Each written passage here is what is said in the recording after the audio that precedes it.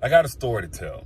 I was just DMing this woman who asked me for some help. And, like I said, I'm always available to you guys. I can't answer everybody, but I try to get to as many of y'all as possible. So this particular woman stood out. She's a little bit older. She's in her mid-60s, doing well for herself. And I say doing well, I'm talking about like mid-six-figure earner, doing her thing. But she's having a problem with guys when it comes to her saying no to them. Because at some point she says no, like she does so much for people and she ends up saying no. And now all of a sudden the relationship changes and it falls apart. So she's like, how can I avoid this? And the first thing I told her was that, well, if you start the relationship off giving, and I understand you're a giving person, but if you start the relationship off like that, that's the foundation. And the moment that you say no, of course they're going to fall back. And she went back at me like, well, a woman is supposed to be a man's helpmate. And I ain't one of these two independent chicks that's, trying to scare men off because I got my own, so I don't mind helping and blah, blah, blah. First off, stop thinking that independence is something y'all got to answer for, ladies. Those of y'all especially who doing well for yourself, stop thinking that's some type of sin you got to repent for, because it's not. I hate that society has really gaslighted a lot of y'all who got it going on into thinking that because you independent, that's something you got to be afraid of running off guys with. And then some of y'all over-indexing to the side where you're getting guys who don't want love, they want help. In fact, some of them don't even want help. Some of them want to be kept. Secondly, and this is what I told her, and I'm going to tell y'all too, that whole helpmate thing, that's one of the things a guy who's trying to use you is going to use on you. That's one of them, their favorite phrases, especially the Christian or a little bit older. Any man that tries to leverage your identity relative to men as like a big conversational point, be careful about that. That's one of the favorite things a man will go to whenever he has plans on using you. Oh, you're supposed to be a helpmate. First off, you ain't supposed to be no boyfriend's helpmate. You're supposed to be your husband's helpmate. And even then, that comes with him being sacrificial. That comes with him doing a whole lot of other things. We ain't gonna get into that right now. But the same misconception she has is the one that a lot of y'all have. Because you feel like a woman's supposed to be this or that, you older women, y'all gonna get the whole helpmate thing. You younger girls, y'all gonna get that ride or die chick. And if you're a young girl listening to this, when a man talk about being a ride or die, you tell him you got your own car and you don't plan on dying no time soon. So he needs something else. If anything, he should be able to increase and elevate you. All that ride or die and stuff, that should have went away when Ja Rule and all that stuff was out, and that's over with. But any man that tries to leverage the whole as a woman, women these days, they think this, they think that. Be very careful. Be very suspicious. He's probably getting ready to use you and getting ready to use and leverage your idea of what a woman is supposed to be to a man prematurely and at your expense as a way of using you. Be very careful about it. Really, any guilt trip. It's another guilt trip a lot of guys will use is the deposit. The deposits with strings attached. I had a homeboy in college. He used this a lot. And what he'll do is, and what happens, I think, with a lot of guys, because Tinder Swindler did the exact same thing. They'll portray a certain level of lifestyle, nice clothes, nice car, nice house, that kind of thing. And they'll get you very small little trinkets. Little gifts. Like my boy in college, he used to do a thing where he would go and get the dying flowers at the front of the Kroger or the Publix. He would get that for a girl, about $4.99, $5.99, something like that. He'll get her little flowers, or he'll get a little 99-cent Hallmark card, write the exact same message on every card. He got all of his chicks. He'll do that so that eventually he could ask her for something. And then whenever she said no, or if she gave him any pushback, he'll say, what? Hold on, wait. So I do all of this for you, and now you gonna act funny on me? That's one of a user's favorite phrases. That's proof a guy is using you. Anytime he guilt trip that, oh, so I do this for you. Now when I ask you for something, you gonna act funny? Using you. He's looking to use you. Don't go for it. I do this, I do that. If he truly did it from the heart, no strings attached, it wouldn't be a problem that, hey, I'm not comfortable with this, or my boundaries are that, so no, or I don't have it right now, or I do have it right now, but I'm just not giving it to you. I didn't have that plan, and I feel uncomfortable with you even asking me for that particular thing, because the thing that they're going to ask for is always bigger than whatever little things that they've been giving you. Give you a little candy here, a little thoughtful gifts, and nothing is wrong with that. Absolutely be receptive to that, right? But be very discerning as well. Be receptive, but be discerning when that comes with strings attached. When they start bringing these things up, that tells you they've been tallying up every little thing that they give you because it was just an investment in getting something much bigger from you. They give you some dying flowers from the front of Kroger, but then want you to co-sign on a car or need $5,000 real quick. Be very, very mindful about that. That's something that God will say when he's using you. And another thing, while I'm on that topic, the whole, oh, I need $5,000, $10,000. Y'all be careful about when a guy is setting you up with these testimonies of how life is so hard. You know, I already said it before, that hard not life stuff. Oh, you know, my baby mama, she all of a sudden need $10,000 or else she gonna push my kids down a flight of stairs. I need some help. I wouldn't normally ask you for nothing. Yep. Using you. Use his favorite phrases and favorite thing to do is to set you up with those testimonies. Life is so hard. Or they'll say something like, you know, they'll give you all these stories about how they made it through hard times with nobody helping them or people abandoning them or they was left alone and they always did for people. So now they don't even know if they ever want to do for anybody. And the setup looks like this. Whenever they get some level of agreement from you, oh my goodness, how could your girl leave you? And that was the first time in 10 years that you asked her for anything. You needed her one time. You gave her your kidney. And then whenever you needed $50 for a parking ticket or something like that, she said, no, I can't believe that. He gonna make you live those words. He gonna make you live that whole, I can't believe she would leave you like that. I can't believe your friend would steal from you like that and you didn't ask him for nothing. He gonna make you live all of that. So be mindful whenever a guy is telling you all of these testimonies and stories. I'm not saying that automatically he's trying to use you just because he let you in on some messed up situations. But the moment that he tries to use those messed up situations as a way to guilt trip you into giving him something, be mindful that man is using you. Or anytime that he asks you for something and talks about, oh, you know, it's okay if you can't do this, man. You know, I understand. I don't even feel right asking you for this. So I understand if you just cannot do it, if you're not in position, if you just don't want to do it, ask you something. But then his body language or his actions afterwards says that, no, he's not okay that you said no. He wasn't giving you the opportunity to say no whenever he asked you. The only right answer was yes. So now he's shutting down. He's being passive aggressive. He's being less interested in you. That man had plans on using you. The reason why I'm going through all of this, and I explained this to her. Of course, like I said, some people want to get it, some people don't. But I explained this to her.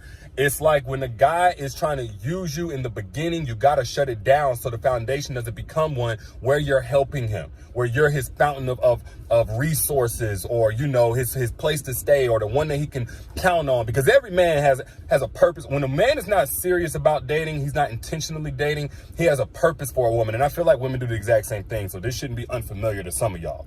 You know, you got the free food man, you got the this man or whatever. Men do the exact same thing. We are in a time, we are in a day where men are no longer the ones proud to be able to take, you know, a girl out on a nice date or get a girl nice things. These men are proud that the women are doing things for them. I got her paying my bills. She bought me this or whatever. And they're proud to be kept. It's just a different day. Anyway, when you start the relationship off like that, you know, when the foundation is you're giving. Of course, when you say no, it's going to be a disruption to what the relationship was because it was unequally yoked, rather, should I say, from the very beginning. And I know some of y'all got a problem with that. Oh, I don't want it to be tit for tat. Don't think tit for tat. Think equally yoked. And I know it's a biblical concept. You ain't even got to believe in Jesus Christ, nothing like that like me. But Bible is practical. The whole point of being equally yoked with somebody that you're going to be in a relationship with is so you can avoid being used. Like it's the iron sharpens iron theory. Mike Todd, one of my favorite preachers, put it like this. Like when iron gets with iron, it can make the other iron better. Both of them make each other better. But when iron tries to get with wood, the wood gets damaged and the iron gets dulled. The wood gets damaged, and I think in a figurative sense in relationship, the wood would be the man a lot of times in y'all case who getting damaged by being enabled and continuing on his negative ways. And then you as iron, you get dulled. You have less ability to do for others, to do for yourself. You're less sharp than what you were whenever you came into the relationship. And some of y'all are such givers. You always want to do for people, man. And I rock with that. Like I love that. But givers got to be very guarded in terms of when they give, who they give to, how much they give. Because none of y'all are so much of a giver that you can give from an empty cup. You're not going to have nothing else to give if you keep giving irresponsibly, right? You got to protect your heart. And if you don't, nobody else will. So you have to be very mindful about being with men who are equally yoked, not just in the financial sense. A lot of the problems y'all end up with in relationships is because y'all are dating somebody you're not equally yoked with mentally, emotionally, you know, spiritually, of course, but we ain't got to go there with it. That too. But a lot of y'all get with guys who are not open emotionally. They have not healed from the trauma. Y'all are doing all of this work on yourselves. Y'all are self-loving and action formed. Y'all are raising all of these standards on yourself. And then you go out here and you form soul ties and emotional attachments with guys who have not done the same amount of work. And it shows in a relationship because you get used. And I'm, in a technical sense, I'm not mad at anybody who's of use to somebody that they love. We're all supposed to be mutually beneficial to somebody we're in a relationship with. The problem is, especially you guys that are givers and you've developed a life where you're either abundant or you're very self-sufficient, is that you get misused. Your kindness, it gets abused. That's the problem. That's the figurative sense I'm talking about, somebody using you. And that, again, comes from somebody who is not equally yoked, even in value system. And this is why I'm not a big fan of dating down. In no case now, I'm talking about drastically in finances. In any case, like don't go saving nobody. Yeah, we always talk about women getting saved. A lot of these men be requiring y'all and asking of y'all to save them these days. Stop saving these dudes. I'm all for you being a philanthropist or helping the needy, but whenever you go to help the less fortunate should not be your boyfriend, should not be your husband. Stop helping the less fortunate in your romantic relationships. Save that for Sunday afternoon after church or Saturday at the shelter or something like that. I'm not here to shame anybody who's down bad on their luck or whatever. I'm just saying you ain't got to date them. You ain't got to date them. And that's, again, from financial sense, oh, he went through a lot. Nobody gave him a chance in life. From emotional trauma, oh, he ain't never went, he didn't go past the 8th grade, whatever. And now he can't mentally stimulate you. Matter of fact, whenever you're unequally yoked with a man, he'll try to bring you down to his level so y'all can be equally yoked.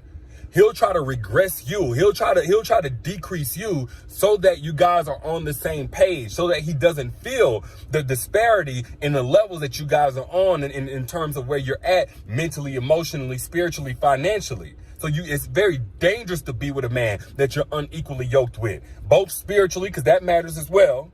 Right? Spiritually as well. If he out here developing all kind of soul ties and don't even believe in them, and you over here managing who has access to your soul, who has access to your body, you don't need to be with that man. It's going to cause friction. But this is why I'm a big believer in being with an evolved man. We spend a lot of time on this page. I'm a big advocate for y'all self-loving and this, that, and the other. And so I know I'm talking to a group of women who are not afraid to put in this work, who are not afraid to hold themselves accountable to a certain level, et cetera, et cetera. But if you want a relationship, that all kind of goes to waste if you cast your pearls amongst swine. If you give all of this value to somebody who don't deserve it. So it only makes sense that you get with men who are equally yoked, who are on your level, who have prepared for you the same way that you have prepared for them. The only thing is you have to know how to stand out to that man. You have to know how to make it clear that you are an evolved woman. No, it's not so clear. Oh, a good man gonna recognize it. No, good men, evolved men don't have intuition like you guys can recognize an evolved man. Sometimes you can recognize an evolved man if you're not letting your emotions sway you and paint their red flags green. In which we already talked about this in depth, so I'm not going to keep going in on that. If you want more on that conversation, how to not only evaluate an evolved man, not a trickster, not a fake, but an evolved man, and how to attract evolved men, click that link that you see pinned. I see it right there. Thanks, moderators. Click that link right there. Get the link, The Secrets to Making Evolved Men Crave You. The link is in that masterclass on how you can attract and how you can evaluate an evolved man who's in the right season and on your level, equally yoked. Ditch the guilt. Ditch all of the whole, oh, you supposed to be down for a man. No, stop being down for a man who's pulling you down.